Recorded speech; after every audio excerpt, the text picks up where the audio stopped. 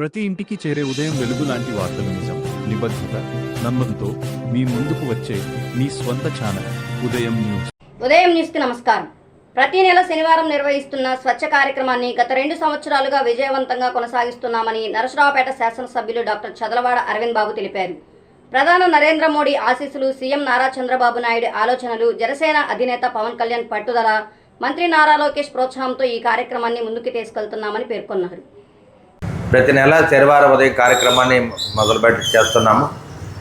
దాదాపు 2 ఏళ్ల నుంచి కూడా దీన్ని విజయవంతంగా నరేంద్ర మోడీ గారి ఆశీస్సులతోటి, చంద్రబాబు నాయుడు గారి ఆలోచనతోటి మనం అందరం కూడా ముందుకు తీసుకెళ్తున్నాము. పవన్ కళ్యాణ్ గారి పట్టుదలతోటి, మన యువ నాయకుడు నారా లోకేష్ బాబు గారి యొక్క ఆలోచనతోటి ఇవన్నీ కూడా చేస్తూ ఉన్నాము.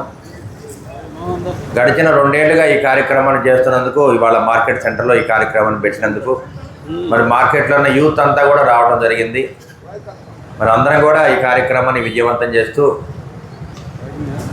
ఎవరికి వాళ్ళు స్వచ్ఛందంగా రోడ్డు మీద కాగితాలు వేయటం కానీ ప్లాస్టిక్ వేయటం కానీ చేయకూడదు. వాళ్ళు ఒకటే గుర్తుపెట్టుకోండి, ఎక్కడ కూడా ఏ షాపుల్లో కూడా ప్లాస్టిక్ మెటీరియల్ అమ్మటానికి వీల్లేదు.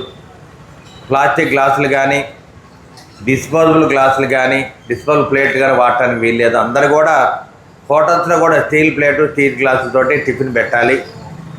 ఈ విధంగా ఏర్పాటు చేయడం వల్ల ఇవాళ మేము అన్నా క్యాంటీన్లో అన్ని విధాలు ఇవే ఏర్పాటు చేశాం. అన్నా క్యాంటీన్లో స్టీల్ ప్లేటు, స్టీల్ గ్లాస్ తోటి మంచిగా ఇస్తున్నాం, టిఫిన్ పెడుతున్నాం. కాబట్టి బయట హోటల్స్ వాళ్ళు కూడా ఇవన్నీ వాడటానికి వీల్లేదు. అదేవిధంగా కిరాణా షాపుల్లో వాళ్ళు కూడా ప్లాస్టిక్ బ్యాగులు అమ్మడానికి వీల్లేదు.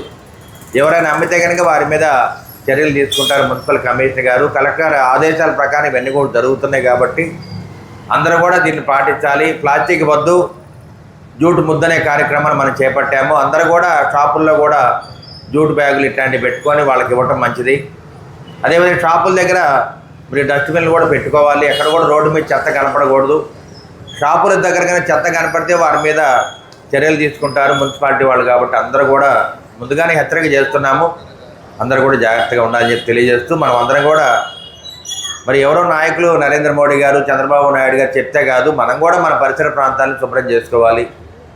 మన ఇల్లంతా ఏ విధంగా శుభ్రం చేసుకుంటున్నామో మన ఇంటి ఎదురు రోడ్డు కూడా శుభ్రంగా ఉండాలనే ఆలోచన మీకు రావాలి.